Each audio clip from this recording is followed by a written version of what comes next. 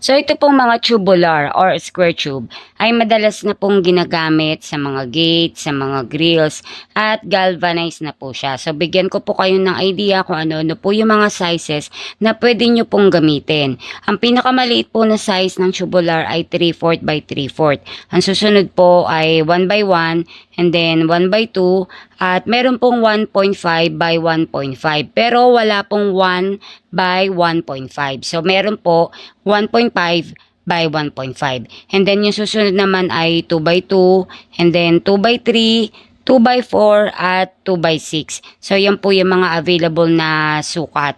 And then yung kapal po na mabibili nyo ay 1.5 and then 2.0.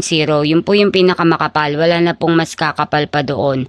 Dati po meron pong mga 5 years ago, meron pong nabibili na 1.2 pero as of today, as of now wala na pong 1.2. So yung 1.5 hindi na po ganun ka-accurate yung thickness niya pero enough na rin po siya kung medyo budget meal po kayo, pwede nyo po siyang gamitin sa mga grills. Pero kung gusto niyo pong mas makapal, yung 2.0 po yung piliin nyo. So yung mga tubular po, ang kapal po niyan ay depende po sa kulay para ma-identify nyo po yung mga bakal po katulad ng tubular, meron po siyang color coding. So yung kulay po, yung po doon po nagbe-base kung gaano po kakapal yung bibilin niyo po na tubular.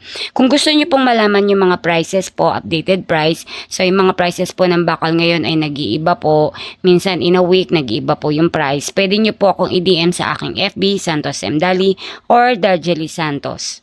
So yun lang, follow for more. Bye. God bless. Dito naman po yung mga samples na mga gate designs at na mga grills designs na made from tubular or square tube.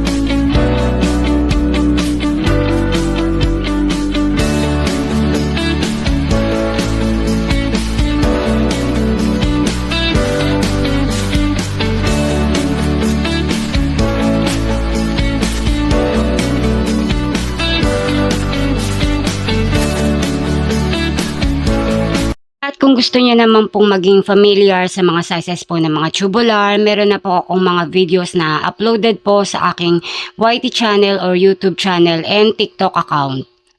Kung meron po kayong mga suggestions or questions sa mga construction materials and prices, comment down below. At mayroon din po akong TikTok shop. Kung meron kayong mga kailangan ng mga hardware supplies, i-visit nyo lang po yung aking TikTok.